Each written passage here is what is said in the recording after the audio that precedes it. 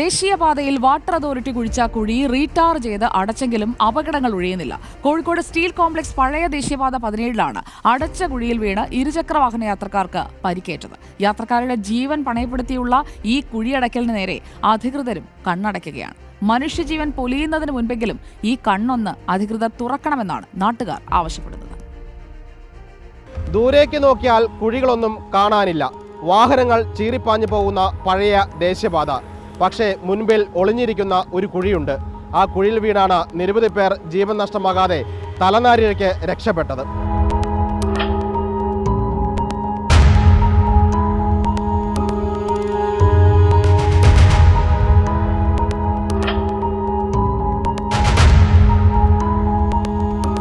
ബൈക്കിലുള്ള ഒരു കുട്ടി യാത്രക്കാരന് പോവുകയാണ്. അതിൻ്റെ പിന്നാലെ ഞാനുണ്ടായിരുന്നു ബാക്കിൽ.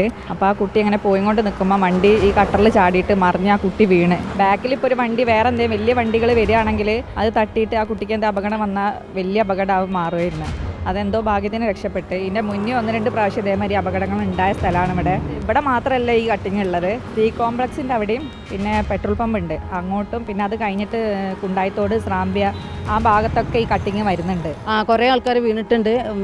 ഞാൻ കണ്ടതുമാണ് കുറേ ആൾക്കാർ വീണിട്ട്. കാലങ്ങളോളായിട്ട് ജപ്പാൻ്റെ ലൈൻ ഇവിടെ ലീക്ക് വരുന്ന ഒരു പ്രദേശമാണ്. നിരന്തരമായിട്ട് പരാതിപ്പെട്ടിട്ടാണ് ഈ കട്ടർ വാട്ടർ അതോറിറ്റി അടയ്ക്കുന്നത്. അടച്ചതിന് ശേഷവും ഇതിൻ്റെ അകത്ത് ഹെവി വണ്ടികൾ വന്ന് നിരന്തരമായിട്ട് ആക്സിഡന്റ് പറ്റിയിട്ടും വാട്ടർ അതോറിറ്റിൻ്റെയും NH അതോറിറ്റിയിലും കൊടുത്തിട്ടും അവരൊരു ശ്രദ്ധയപ്പെടുന്നില്ല. ഈ അവസ്ഥ ഇനി ഉണ്ടാവരുത്. അരീക്കാട് മുതൽ കുണ്ടായിത്തോട് വരെ ഇതിന് സാധാ NH കാട്ടി കുറച്ച് വീതി കൂടുതലുള്ള ഒരു പ്രദേശമാണ്. ഇതിലെ ഹെവി വെഹിക്കിളൊക്കെ ഏരിച്ചിട്ടുണ്ടെങ്കിൽ ഹൈ സ്പീഡിൽ പോകുന്നതാണ്.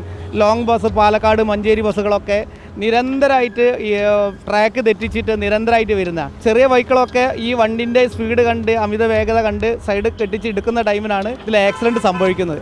ഇന്ന് വരെ ഒരാൾക്കും ദാരുണ്യാന്തം പോലത്തെ സാധനങ്ങളൊന്നും സംഭവിച്ചില്ല. ആക്സിഡൻറ്റ് തലക്ക് പറ്റുക, കാലൊടിഞ്ഞു പോവുക, നട്ടലിന് ചെറിയായിട്ടൊരു സ്ക്രാച്ച് സംഭവിക്കുക, അങ്ങനെയുള്ള ആക്സിഡൻ്റാണ് ഇതുവരെ സംഭവിച്ചത്. മരണം വരെ കാത്തിരിക്കുന്നത്. തക്കതായ നടപടി അതിൻ്റെ അകത്ത് സ്വീകരിക്കണം എന്നാണ് ഞങ്ങൾക്ക് പറയാനുള്ളത്. സീബ്ര ലൈനിനോട് ചേർന്ന ഈ കുഴി അടച്ചത് പൊതുജനങ്ങൾക്ക് വേണ്ടിയല്ല, കരാറുകാരന് പണം കിട്ടാൻ വേണ്ടിയാണ്, ഉദ്യോഗസ്ഥരുടെ ജോലി തീർക്കാൻ വേണ്ടിയാണ്. കോഴിക്കോട് നിന്ന് വീഡിയോ ജേർണലിസ്റ്റ് വിനീഷ് ഒളവണ്ണയ്ക്കൊപ്പം റിപ്പോർട്ടർ സിനോജ് തോമസ്. ഇനി റിപ്പോർട്ടർ.